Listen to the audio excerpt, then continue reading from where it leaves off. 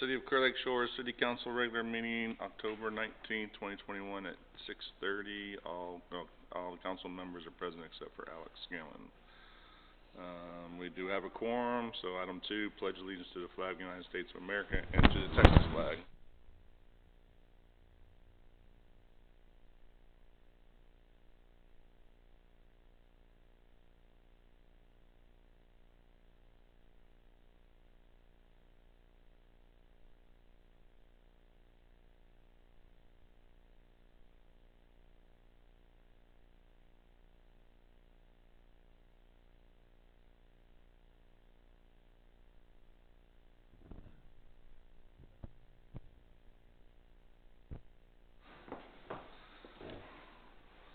Coming in from Boston, huh? Jet lag. All right. Reports from council. Item number 3. Councilman Steve Wirtis. Nothing to report at this time. Thank you, Mr. Wirtis. Councilman Rick Fisher. Nothing to report at this time. Thank you, Mr. Fisher. Councilwoman Monica Leday. Nothing to report at this time. Thank you, Ms. Leday. Mr. Scanlon is absent. Councilman Randy Cronister. Nothing at this time. Thank you, Mr. Cronister. A couple things. Look forward to seeing everybody out for the Clear Lake Shores barbecue that's coming up this weekend, Friday evening and Saturday. We'll be serving the public, and the Civic Club is putting on that whole event. And it's a pretty big event, and it raises money for all their activities they do throughout the year. And so with the good weather, I don't think we'll have any ruts in the park this weekend. Knock on wood. And Chris Richardson will be happy with that. And secondly, ready for the Bay Area Heart Walk coming up on November 20th. There's a page out there. I invite you all to go online and thank everybody that donates to the Heart Walk and comes and participates. A 5K walk in Kemah. And I know it's on the same day as the Thanksgiving dinner for here, so what a way to be able to do that and get a little walk done early in the morning so you can eat more later on that afternoon with the Civic Club Thanksgiving dinner.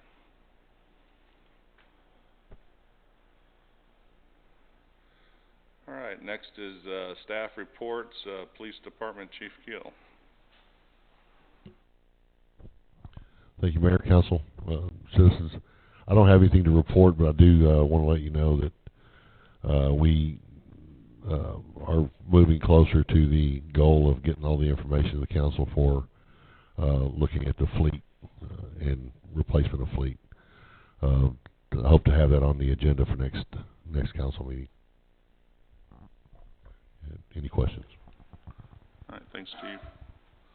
Next is Building Official Kevin Harrell. Thank you, Mayor and Council.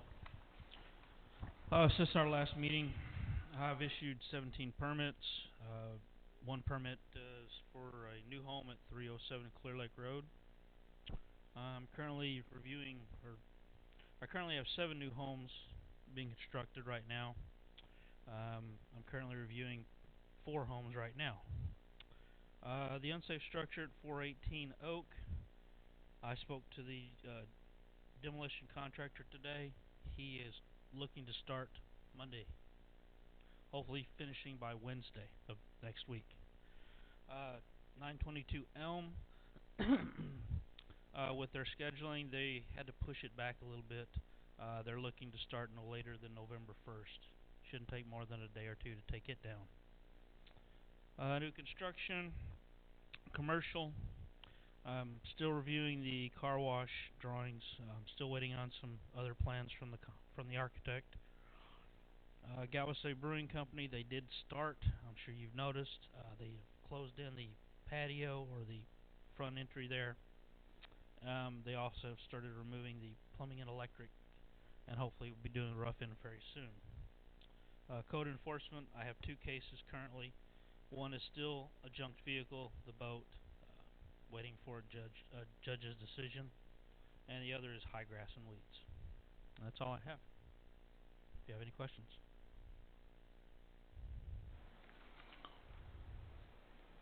All right, thank you, Mr. Harrell.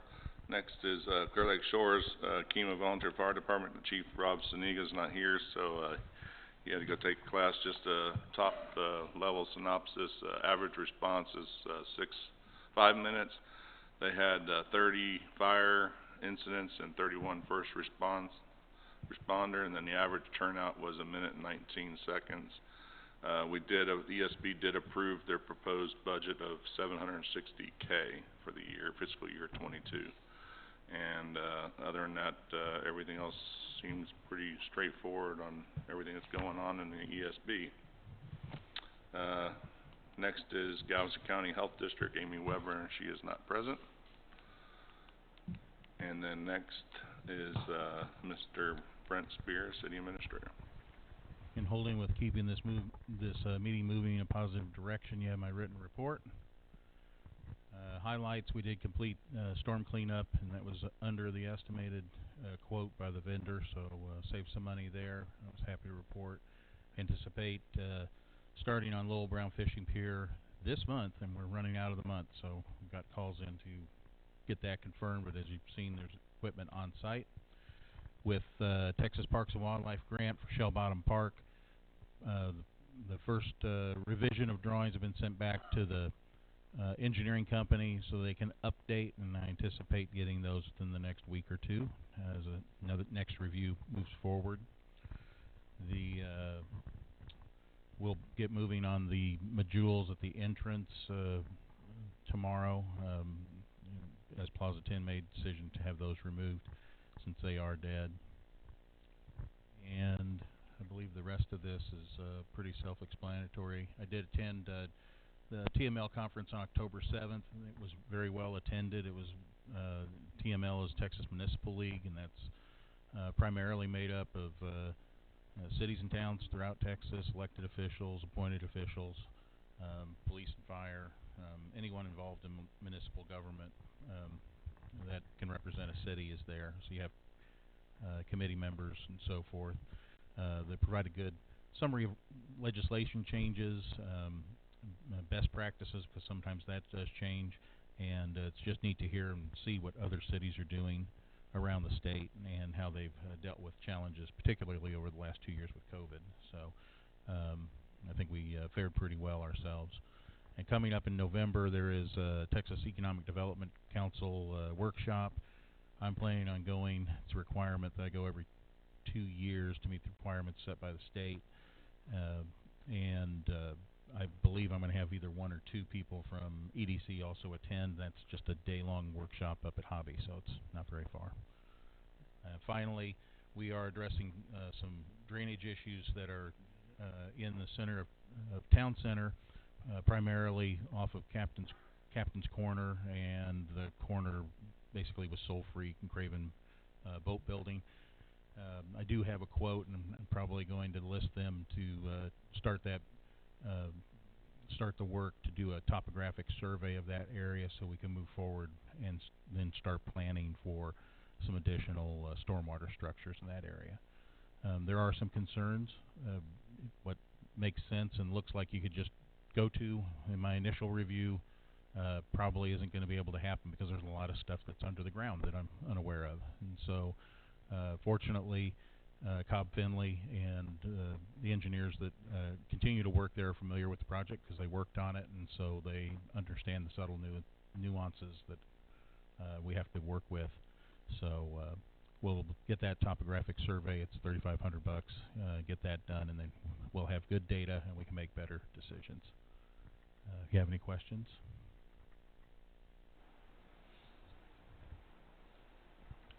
All right.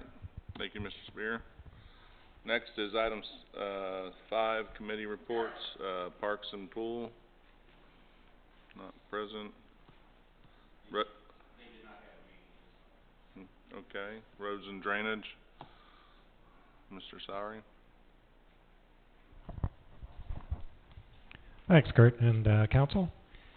Since our last Council report, Roads and Drainage has not met for a meeting, but our next scheduled meeting is scheduled for later on this week on October the 21st. That's Thursday, so anybody who wants to come, please join us. It's at 4 o'clock here. I'm going to give you a couple of highlights on what's ahead. Pavement Services, our company, has been a company that we've got to work for us on paving. They've been selected as our contractor for fixing locally damaged pavement areas and a road segment on Juniper from Oak to Clear Lake Road. A start date has not been established, but it should be, the date should be set by the end of this month or in November. Our consultant to oversee the Juniper work should be, has been contacted and his contract is pending. Residents who may be impacted by the Juniper work will be contacted by our building inspector. We still need to find a contractor to carry out our stormwater facilities maintenance as well as pavement crack filling. And at our meeting coming up, Alex will continue to his effort to, at our meeting, to update our ordinances on the stormwater system. Join us if you can.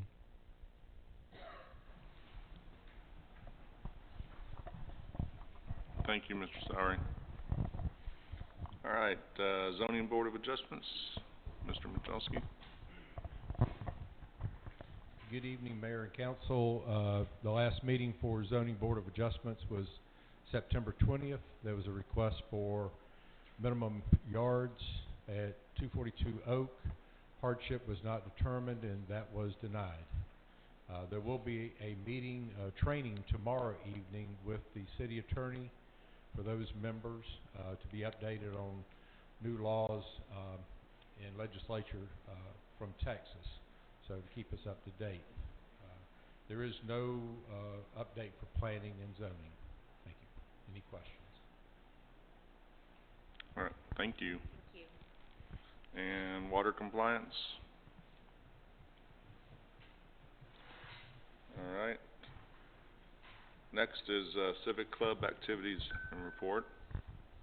I'm on it. Just the barbecue cook-off is this weekend. We have a inflatable obstacle course for the kids, making it a little bit more kid-friendly, family-friendly. We have a live music being sponsored by Soul Freak from 12:30 to 3:30. Forget the name. Okay. And we're going to be serving lunch from 12 to 2, $15 for a 3-meat plate. And Palapa Mac's going to be out there, and a lot of folks sponsoring. So really appreciate all the sponsors out there. All right, next is Economic Development Corporation.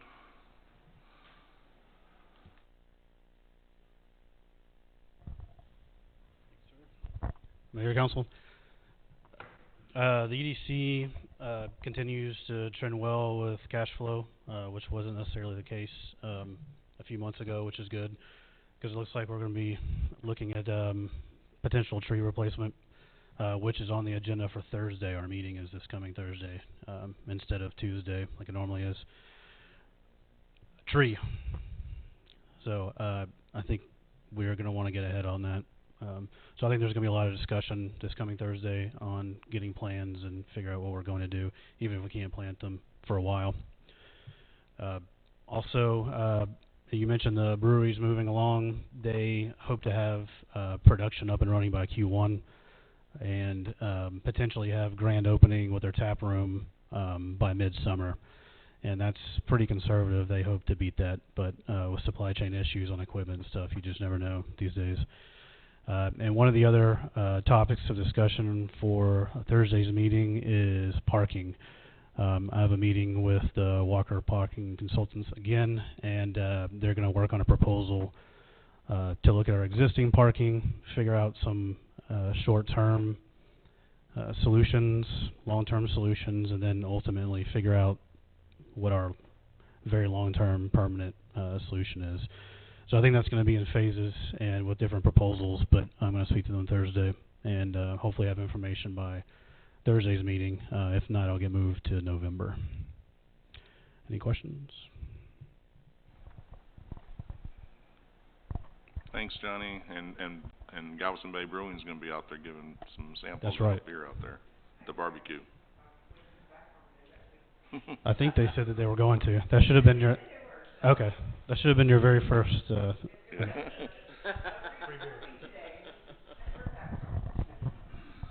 Alright, item number 8, public comments. At this time, any person with city-related business may speak to city council. Topic of discussion must be consistent with an item listed on the agenda.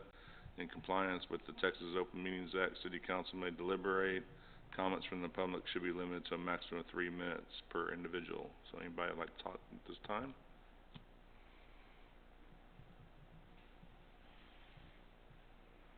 Having none, we'll move on to item 9, new business consent agenda. Is there any items that council would like to pull, consisting of A and B?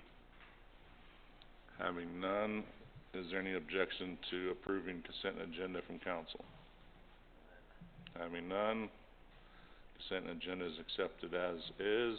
Item number 10, council business discussion and possible action may be taken on the following items. Item A, approve resolution 2021-07, a resolution of the City Council of the City of Clear Lake Shores, Texas, authorizing participation in the national opioid settlement agreement secured by the Office of the Attorney General as a non-litigating subdivision, and authorizing the mayor to execute certain settlement participation documents. Mr. Spear. Thank you, Mayor, and we can go through all 27 pages of this excruciatingly slow and deliberately, but there's a lot of legal stuff in there. Basically what this is a settlement by the manufacturers of opioid medication that was marketed and sold and under what appears to be some false pretenses, and got a lot of people hooked on it.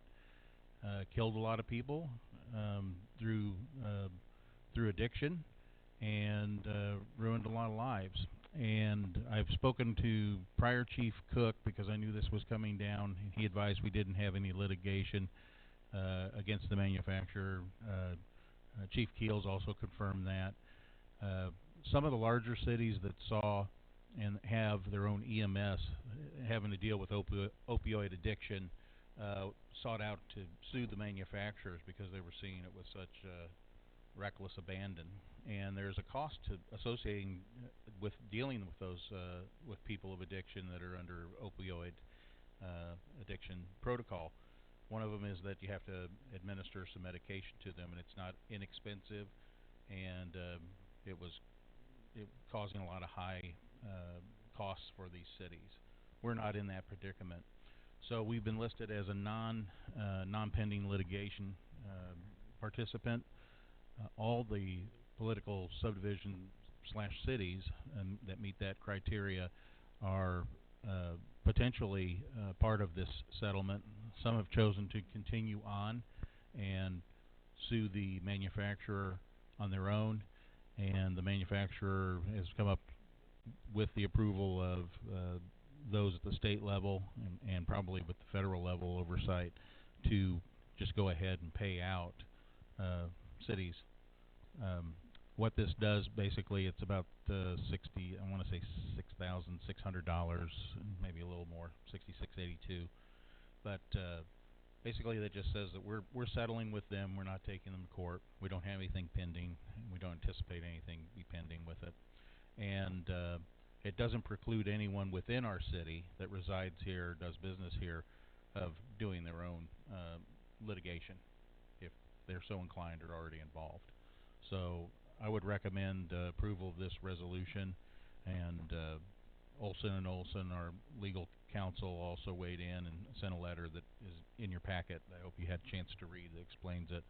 But they were in agreement that it makes sense if you can do this to approve this and move on and put it behind us. All right. Call for a motion.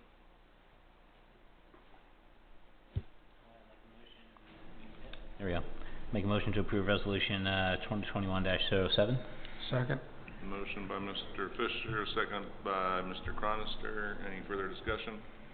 If I was reading correctly in here, Brent, it says that the 6682 that we get, it can only be spent on very specific things. It's not something you just go like into the general fund. That's correct. Primarily education, citizen involvement, all through the police department, primarily. That's our one avenue for that. I think somebody was suggesting too, maybe something over at Stewart, maybe doing something over there, some sort of drug awareness or addiction program over there. So. Absolutely. Okay. Be good for sponsorship or something like that. Any further discussion? Having none, all in favor, aye. Aye. Any opposed, nay. Having none, motion passes unanimously. Item number 11, adjournment at 6:50.